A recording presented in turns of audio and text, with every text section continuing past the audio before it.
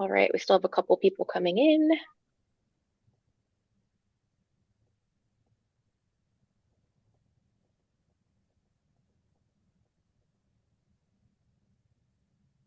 All righty. Well, this is by far the largest meet and greet that I have ever done. So welcome all 85 and counting of you. My name is Amanda Hellebrick, and I am a senior recruiter with the City of Portland. And today we have two positions that we are going to be covering, both for BPS and more specifically the Clean Energy Fund. We have a capacity building project manager, which is a coordinator two with CPPW, as well as a community engagement coordinator, which is also a coordinator two with CPPW. So I'm going to go ahead and start by sharing my screen. And today we are going to cover both positions briefly, and then I'll go ahead and hand it over. Um, do the hiring managers want to introduce themselves, or maybe hiring manager so far? Angela is here, so we will soon have everyone on the call. Hi everyone, thank you for being here. Wendy Serrano, she, her, ella pronouns. I lead community engagement and equity outcomes here at PSEF. I've been with the program for about 8 months, 9 months, 10 months. I don't really know. It's been a long time or a short time, depending on the day you ask me, but excited to share more about this opportunity with you all. Here I am. I'll Awesome. use your. Yes, and Angela is right here. Oh, great. Okay. Hi, I'll be also joining. Angela Prevedelli. I use she, her pronouns, and I'm the Community Grants and Capacity Building Program Manager. And I have been with the program since its early days in like 2020, end of 2019. So yeah, excited to see such a great turnout. Thank you both. All right, I'm going to share my screen. All right. And feel free as we go to, can everyone go ahead and see that okay? Yes. Perfect. Okay. Feel free to post any comments in the chat, and I'm going to do my best to also watch the waiting room because we do have a lot of folks. Perfect. All right, so today we have the Clean Energy Fund Capacity Building Project Manager and the Community Engagement Coordinator. Since they're both coordinator two roles, and since they both open and close on the same day, same salary, I'm just going to kind of roughly go over one of the positions, and then I'll let them talk a little bit in a little bit more detail. So like I said before, these are both coordinator twos with the Bureau of Planning and Sustainability. They opened on January 13th and they closed this coming Monday on February 3rd at 11:59. One thing we recommend is to try to get your application in well in advance, just because sometimes server times don't quite link up. And if you're in the middle of submitting, sometimes it may kick you out if you get up to that 11:59 time. So yeah, make sure you get those in early. And then as far as salary goes, we're looking at about 83,000 to 118,000 on that pay scale. Um, it's a regular full-time position, Monday through Friday, 8 to 5. And currently at the city, we are 50% hybrid. And for this, both of these roles, both of them will be at the Vanport building off of Southwest 5th.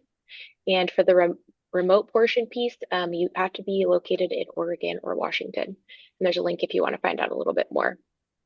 As far as benefits, we have a benefits tab up here. Welcome to check out some of our wonderful benefits. Both of these roles are eligible for a language pay premium. So if you speak another language, there's some qualifying things you have to do, but that's a great option for those who do. For your application materials for both of these roles, you're going to fill out and respond to the supplemental questions, which we'll go over in a little bit more detail as we go. And you'll also attach a resume. So no need to attach a cover letter for this role, just a resume and then respond to those questions. I'm not going to cover the position summary or the details. I'll let both hiring managers speak to those. And as you can see today, we have our meet and greet. I will update this link when we're done with a link to this meeting. So if you could check it out, review, or if anyone's unable to attend, they'll be able to see it. And if you have any questions, here's my contact info. please feel free to send me an email. It could be after this session if you forgot to ask and you want to have a question answered, or if throughout any time in the hiring process, if you want an update or anything like that, please feel free to reach out to me. So, minimum qualifications. We also have some preferred qualifications you can see. I believe both roles have both minimum and preferred qualifications. So essentially what the supplemental questions are each of those minimum qualifications in question format. So what you want to do is take some time to a paragraph or two to make sure you fully respond and show that you meet each of these minimum qualifications in detail. So not only will the subject matter experts be reviewing these, but the hiring managers will also be seeing these to determine who they want to go to an interview. So this is really a good opportunity to sell yourself.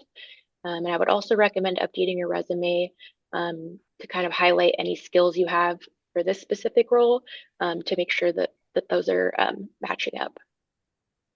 And as well as the preferred qualifications too. If you have those will be taken into consideration to make the eligible list, but they may be taken into account for the interview portion. So if you have any of those things, feel free or make sure to include those. And then the recruitment process, as I mentioned before, we're going to close on Monday, February 2nd. So you have a little bit less than a week if you haven't already gotten your application in. Again, resume and answer the supplemental questions are the required application materials. If you are a veteran, please make sure to upload your DD-214 and or your VA benefit letter.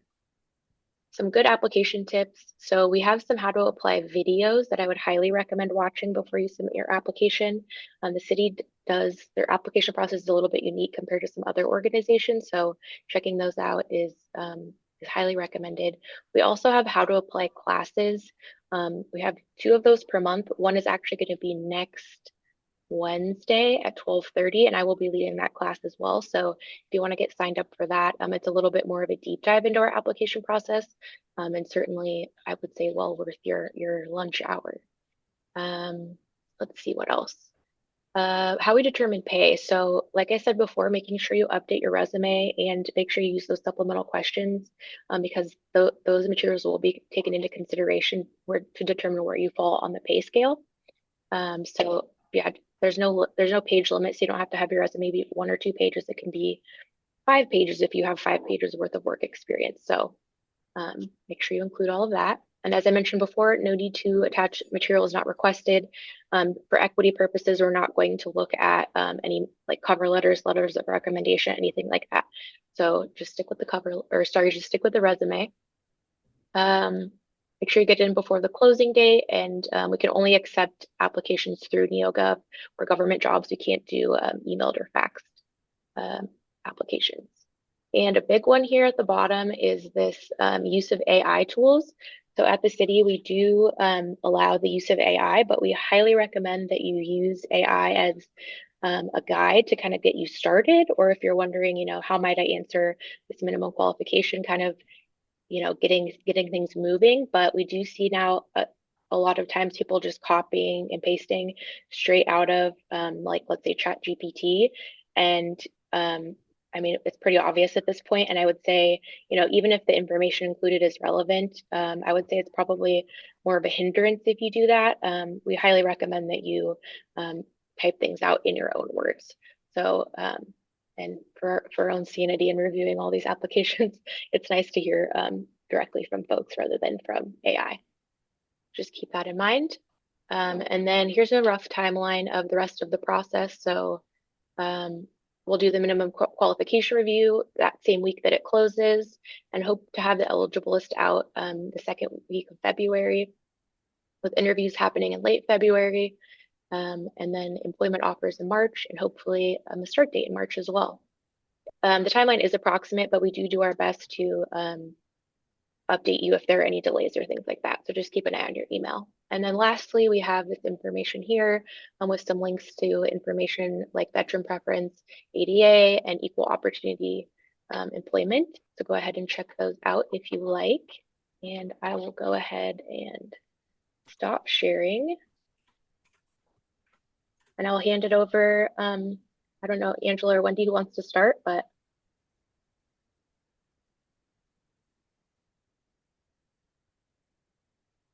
Yeah, to present. All right. Thank you, everyone. I'm going to try to go quickly to make sure that we have time for questions. But all of our information is on the website, so feel free to play around there. Again, this is a presentation about Portland Clean Energy Community Benefits Fund for our recruitments. If you're familiar with us, the Portland Clean Energy Community Benefits Fund, also known as PCEF, which I'll start referring to it from now on. It's the first climate fund measure that was created and led by communities of color in the US. That happened around in 2018. And it was really created by community, and we're really proud of that.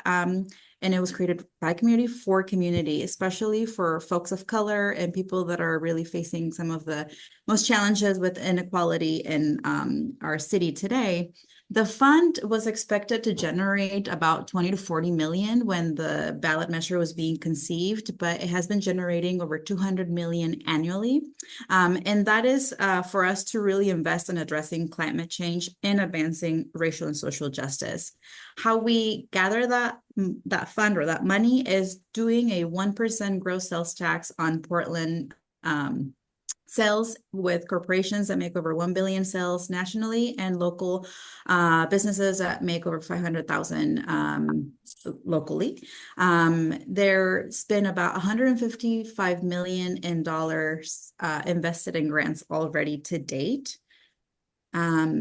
I just want to make an emphasis on really the climate justice for us and what that means. It really means being able to address the social, economic, gender, and environmental injustices that we feel like we're still dealing with today, and doing that while addressing the climate crisis, because we know that those communities are the first to be impacted by climate change. So it's not just about reducing the greenhouse gas emissions. It's really how do we include community to be able to benefit from the investments that we're making in this field, and recognizing that some of the traditional spaces where climate action has been, ongoing, haven't been very inclusive of communities of color. All right, I'll pass it over to Angela. Okay, so I just wanted to give a little bit of context on the Climate Investment Plan. If you're wondering, what is it that PCEF is up to, this is the document to dig into. So the Climate Investment Plan is sort of our strategic plan and is also what authorizes us to do our spending. So it allocates 1.6 billion in climate investment over the next 5 years. And so think of it as a sort of 5-year strategic plan that talks about all of our funding mechanisms and how we do it. And it breaks it down into specific strategic programs and different funding opportunities. So you see there, it's sort of broken down the strategic programs. That's programs that we have really led in terms of creating more contracting opportunities for groups to participate in activities that we identify. And then community grants is the cornerstone of PCEF. We've done 3 rounds. We're going for our 4th round of grants, and that's really community-led proposals that come to us, and then we go through a selection and criteria to then make selections for our grantees.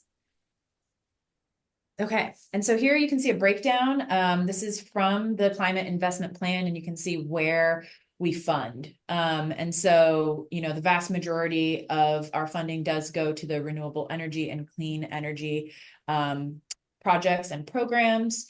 And then you can see the breakdown there of each of our funding areas. The Climate Investment Plan, like I said, again, will have a ton more detail and will really showcase how we do what we do. I'll talk a little bit about where PCEF currently lives. So we are a program within the city of Portland. The city of Portland has many different bureaus. The Bureau of Planning and Sustainability is the bureau that we're housed under. And you can see that we have our director, who's Eric Engstrom, and then our program manager is Sam Barroso, and I guess that is where the green dot really lives here in this chart. And the idea is just giving you a little bit of insight as to where this program within the city of Portland really is. Hope that's helpful. And I also just wanted to like maybe talk a little bit about the community engagement coordinator role as to like what a day in the life may look like.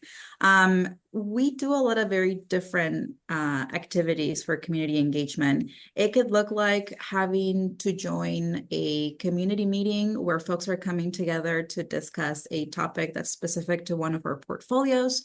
It could be us planting a seed and going to a community gathering and just being there to try to make new relationships, particularly targeting, communities that maybe haven't been applying for our community grants. Or it could be us hosting an event for 200 or 300 people to bring awareness about either our programming through community grants or other opportunities that may be happening at the fund. So I just wanted to give you sort of insights into like there is a lot of variety, and really we're hoping whoever steps into this role is able to bring a level of like drive and being able to interpret a lot of gray area, because we are a very new program. As I mentioned, the ballot was passed in 2018.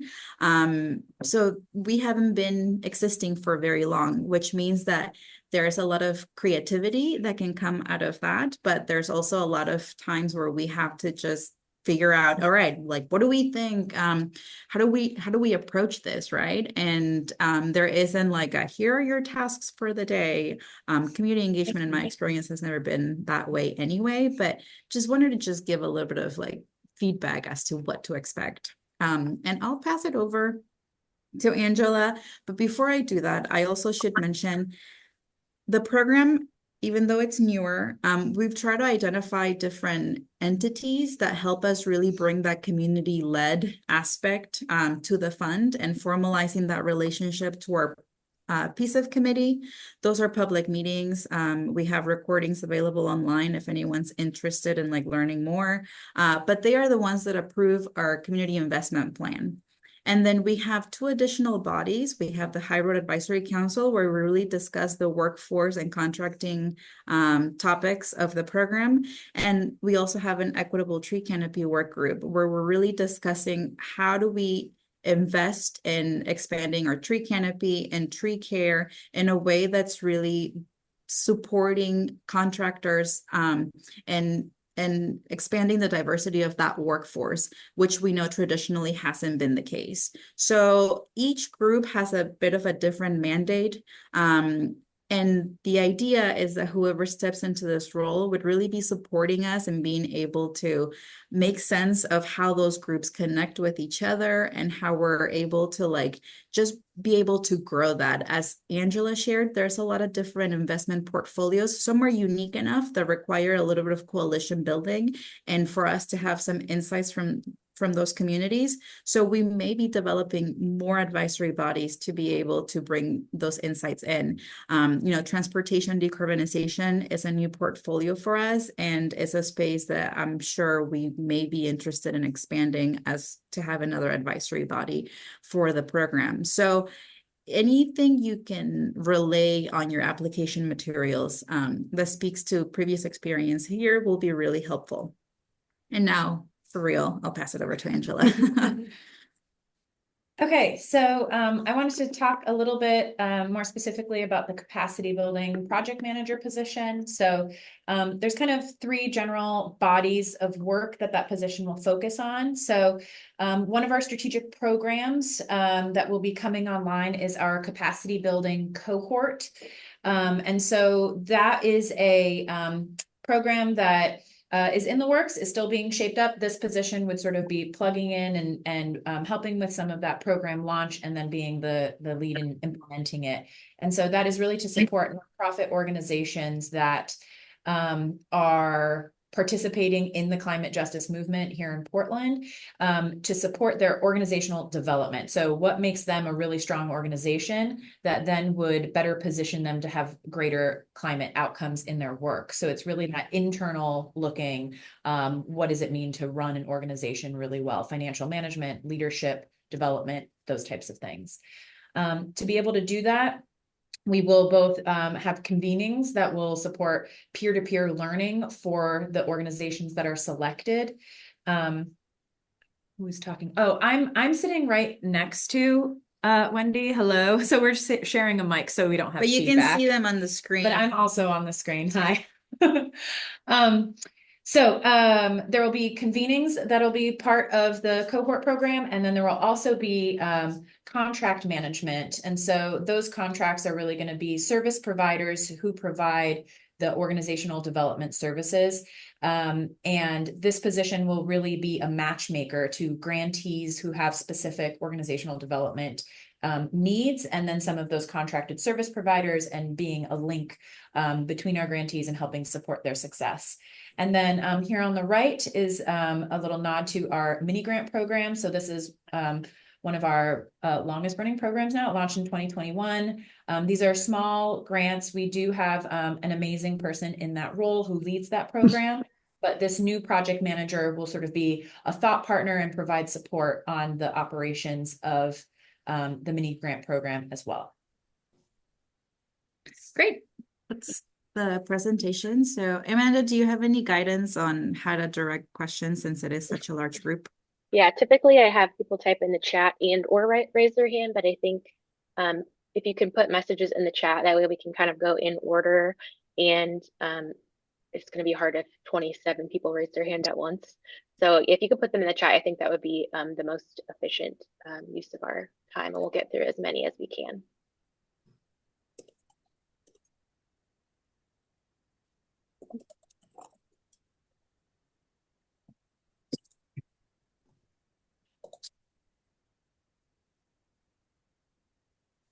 Really funny to have 96 people and no questions. Okay, there's a question.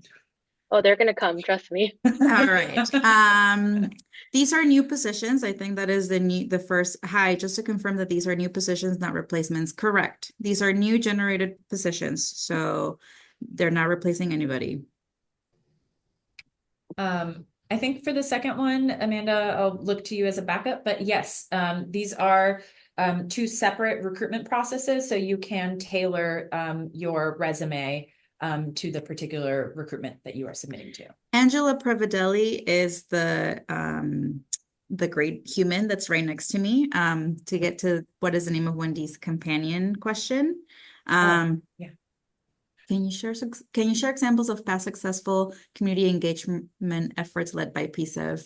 Yeah, I mean, I can speak to some even from the time that I wasn't here. Like I mentioned, I've been here for about 9 months, but the community investment plan was a huge lift to be able to include community feedback in it. And there were a lot of different roundtables that were hosted. I've been able to pick up some of that engagement, and an example I can share is the engagement of youth. We really collaborated with very different districts across the city to be able to bring youth voices. And out of that engagement, we created a program called the Student-Led Initiatives, and we are giving about $15,000 per qualifying school per year over the next 5 years for students to really lead projects that they want to lead, that are climate action projects. So that's a really great example of like how the engagement that we do really matters. It's not just like we're going out there because we want to test the waters. We are listening and we are adjusting internally based on the community feedback that we're receiving. Can you speak to the scope of contract management in terms of dollars amount? Yeah, totally. So we have an RFP that will launch actually pretty soon. So there will be multiple on-call contracts with a series of service providers. Really depends on who responds to that. But these will be probably right around the 500,000 mark in terms of the total amount, but then it'll be on call. So it'll really depend on the specific needs of the grantees, and then we'll pull from those contracts over time. There is no cover letter required. I think Amanda just followed up. There are questions though. What does the team structure look like? So just like Angela mentioned, they have somebody already working in the mini grants role. My team is myself and Hamdi Ali, who is already hired, already here. She is also a community engagement coordinator. So the three of us would be a unit. We have a manager, Rafael Tamarki, and he is the external affairs manager. So that's what the team structure looks like for community engagement, and very similar to the capacity building folks. It's about 3 folks in the team unit. Did we Okay. get Michelle's question? Yeah, I was just looking at that one. So, what resources are available to support the identified needs? That's really where the contract management comes in, and that's where we will be contracting with specialized service providers. So there's sort of multiple areas, including financial management services, leadership, board and executive training, data management, and the last one is project management, reporting, and storytelling. So there will be contracted services through those contracts of subject matter experts that we will be working in collaboration with to provide the resources to the grantees. So really what I'm hoping for is that position will be a good convener, will know how to work with organizations, have helped work with nonprofits specifically in building up their internal systems to help make them successful. I'll let Amanda answer the questions around paragraph or essay styles on the supplemental questions, the reference question, and the hybrid work question. I'll go to what part of the team does the community engagement coordinator work with? What part of the team is the community engagement? All parts. All parts. We are in essence sort of like internal consultants to all of the different units within PSEF. Our portfolio is broad, and when you're in community doesn't care if you're just working on one thing or the other. So we have to be very comprehensive and be able to really like leverage the narrative of PSEF so that we can be of help and support to community. So I hope that answers that question. Will the current federal freeze impact programs or hiring process at all? No. So I'll go back to the $200 million that we're generating annually. That's what funds our operations. So we are not expecting any cuts to our program due to federal or any other budget shortfalls at the moment. Yeah. And none of that funding is federal funding, to be clear. Hi, how do you see PSEF expanding in the future within the next few years in regards to these positions as well as future positions? Big question. Yeah. Yeah. So our team, has been and will continue to be expanding, and we're sort of shifting from being like a brand new program, startup mode. We still have some of that. We're still kind of like landing all of our programming and our team structure. So that is part of our evolution. So the folks that join this team will definitely be joining something that is like currently being created and evolved. So that flexibility will be really important for somebody to be successful. But with that comes a lot of opportunities for working really creatively and finding growth opportunities on the team. So I can't speak to necessarily the specifics of our future growth, but know that it is happening. All right, there's a lot of questions that came in. If it's a question about cover letters and stuff like that, I'm going to try to defer to Amanda. Let's see what conclusion. Oh, I can speak to the CIP. Yeah. So the CIP there will always be an active CIP. So it's in 5-year kind of increments. We will have annual updates to that. And then once we're getting close to that 5-year mark, we're going to go through another really big process to create our next 5-year CIP. So that will always be something that is active, and there's never going to be sort of a cliff at the end of it. We're just kind of in a constant mode of updating. We have a question about, given our strong commitment to racial and social justice, how do we balance engaging with community members from marginalized groups while also building relationships with stakeholders who may have different or opposing views on climate policy? We do have a comms team as well, which we do engage in traditional media. So that is an approach to do. We have a newsletter. I think with the community engagement work, we try to be really intentional about groups that have the least access to bureaucracy and to access to funding. And so we try to develop our strategies based on that. I hope that is a good high-level answer, so I can try to answer another one.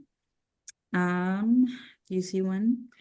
How does community engagement coordinator collaborate with other city departments or external partners? So we are doing a lot of funding for different bureaus from the program, and we have touch points. So it really depends on the work that, you know, each person gets to do. I know that right now we're trying to figure out what that relationship looks like because these funding allocations are new. But to the point, yes, there is collaboration. Even though PSIF it's its own program, we are part of a bureaucracy that's a little bit broader, and there's always opportunities for collaboration. There's also, I should call out, if you all don't know, there's currently a charter reform taking place based on the decisions the Portlanders made a while back. So those changes are taking place right now, and we're trying to figure out how we adapt and evolve as the changes happen. One thing we can promise you is that PSIF will forever be undergoing change just by the nature of our program. So I hope that folks that are putting their name in their hat are really like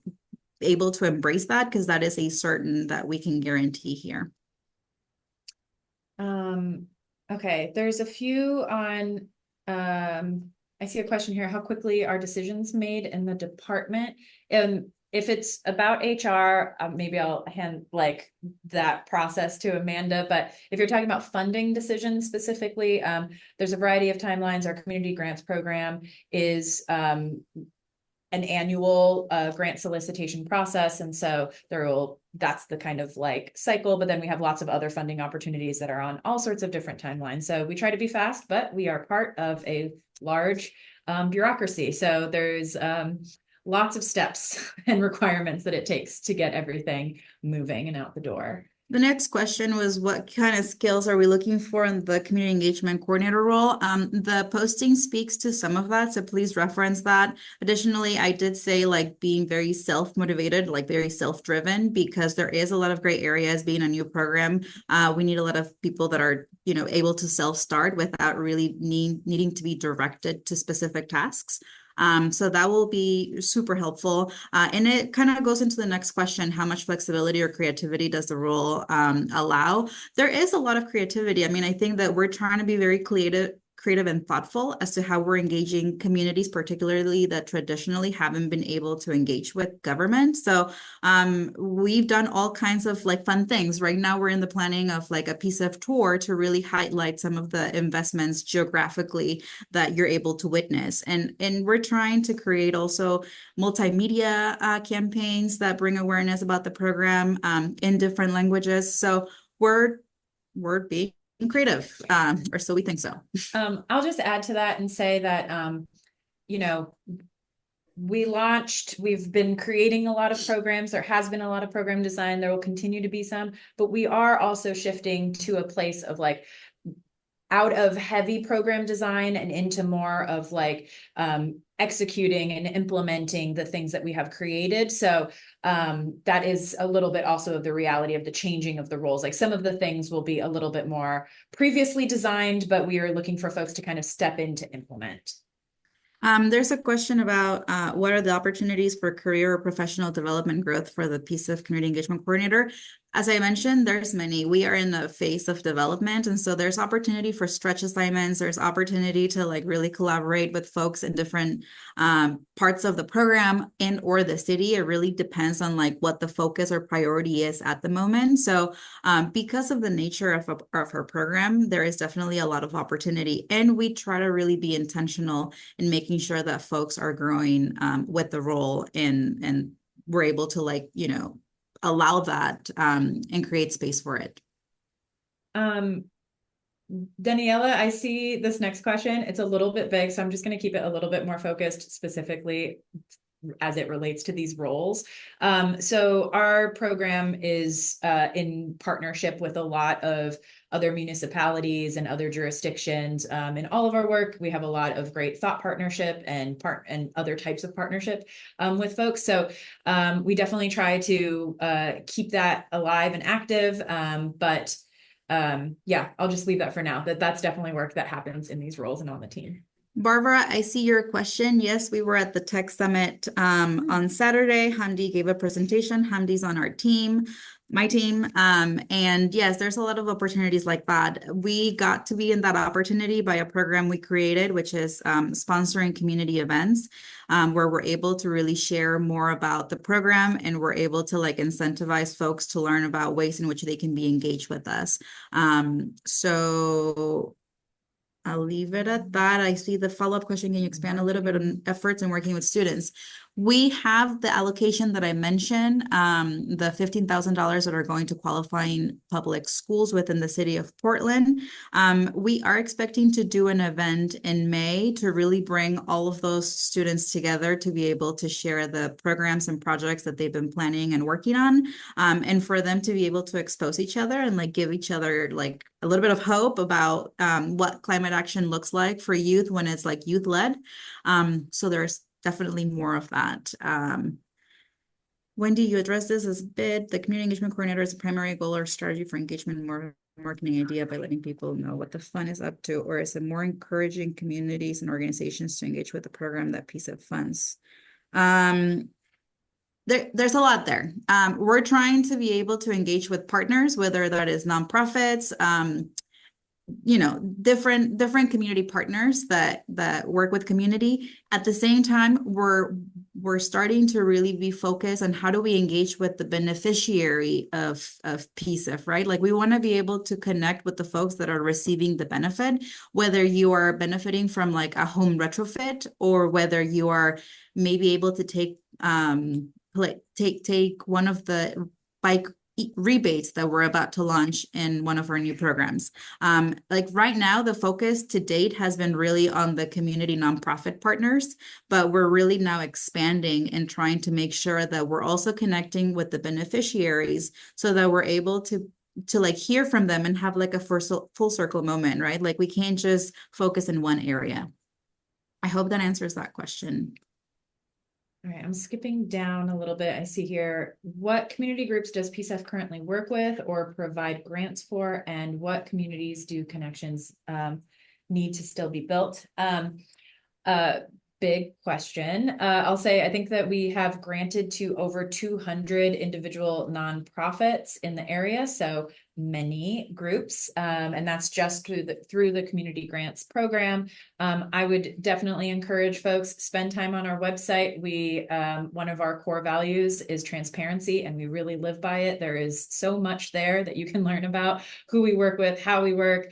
You could really spend hours and hours doing that. But in terms of the folks that we still need to build relationship with, maybe I'll let you speak to that. Yeah, I mean, I think that there's an assessment that we're trying to engage in to really think through like, okay, who has applied for our community grants to date? Who has gotten funding, or like, who are we not hearing from? And so that is a evolving list depending on the year, depending on the opportunity. Community grants is just one of the ways in which we collaborate with community, but now there's also different opportunities. We just approved collaborating for climate action, which is about $300 million worth of our CIP.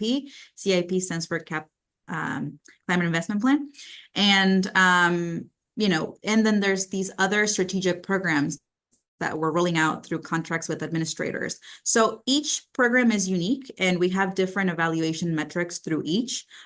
So I can't really speak to one specifically. It is really more about thinking holistically as to like what tools are we using to evaluate, and then like doing that evaluation itself, right? Like you're never going to know who you're reaching and who you're not reaching if you're not like taking stock of your efforts and what that's yielded.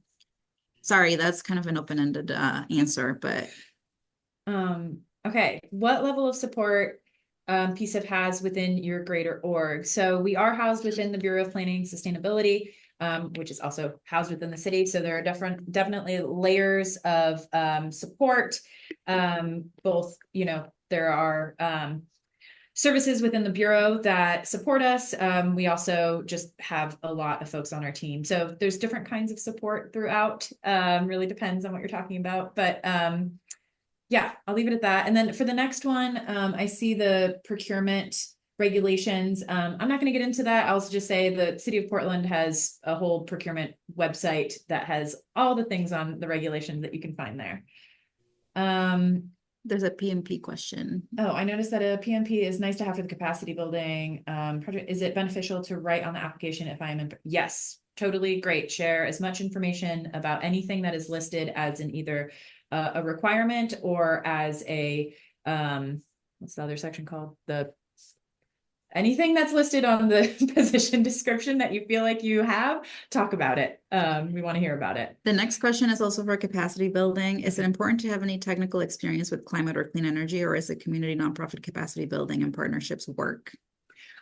Yeah, so I would say that in terms of direct experience, having that direct technical experience with supporting nonprofits would be huge, would be kind of the primary interest. And then an ability to learn. If you are not familiar with the climate justice space, I think that it would require an ability to kind of step into it and quickly absorb and learn. And that we would provide lots of resources to be able to do that. But yeah, it can really come in all sorts of different combinations. So whatever you have, bring it to the table and we'll be excited to read about it. Malcolm, I see your question. There's a lot of eyes on PSEF funding. How are you all dealing with the drive to take the funding for other non-PSEF purposes like police cars? Sounds like you're an engaged constituent, and we look forward to have those conversations. But I think like for today, let's focus on the questions. What I would say to that is that we're really looking to reconnect to our values. And at the same time, we are very aware that we created a lot of money and there needs to be a way for that money to be able to be invested. While we have some opportunities internally within the city bureaus, we're trying to make sure that those opportunities are aligning with our values, and that at the end of the day, wherever it is that we're investing that money, that it's still serving community and that community is being centered in that investment. So it's not just money going out the door. It really needs to be able to resonate to the intent, and that is within our code on how the program was created. Can you talk a little bit about professional background of community engagement team members? I worked at the Portland Bureau of Transportation as an equity manager before my role here. Before that, I did like a professional fellowship in Germany. I worked for elected officials locally and nonprofits. So it really has varied. My colleague Hamdi has also a very she's worked for a nonprofit. She has her own consultancy as well, supporting nonprofits. So the experience is varied and there isn't like a specific cup of tea. I think we're really trying to leave the door open. We're not trying to be prescriptive of like what that experience should look like. I think that the premise is really having had experience connecting with communities, especially communities we're trying to build relationships with that have been historically like not engaged, is sort of the anchor for this. Okay, and skipping down, this is a community engagement one. What are the top priorities for someone stepping into the community engagement role in the first few months? I think really getting a sense of our advisory bodies and thinking through playing a role in being strategic supporter to the folks that are running those bodies would be really key. We want to have a strategy to like be able to almost provide like internal consultancy to those folks that have to deal with like the subject matter expertise of a specific field, like the high road advisory council, which is really workforce and contracting related. Sometimes you have members that are not engaged, and like someone might be like, okay, well, I don't know what to really do to make sure that people are showing up, or I don't know what to really make sure that our current makeup is not representative of the issues or of the portfolios that we're discussing. So being like a thought partner to folks will be really helpful, and a role that this person will really play, as well as really helping with some of the work that we are for sure knowing it's going to happen. I mentioned the student-led initiatives event. That event is going to have a lot of attendance from students, and logistically, just it's hard to hold these large events. We expect to have anywhere from 300 to 500 attendees, and we want to make it worthwhile. There's a lot of engagement with students to make sure the student voices are really dictating what that event feels like and that it's for them, by them. And then there's like the logistics of just making sure that that's a reality.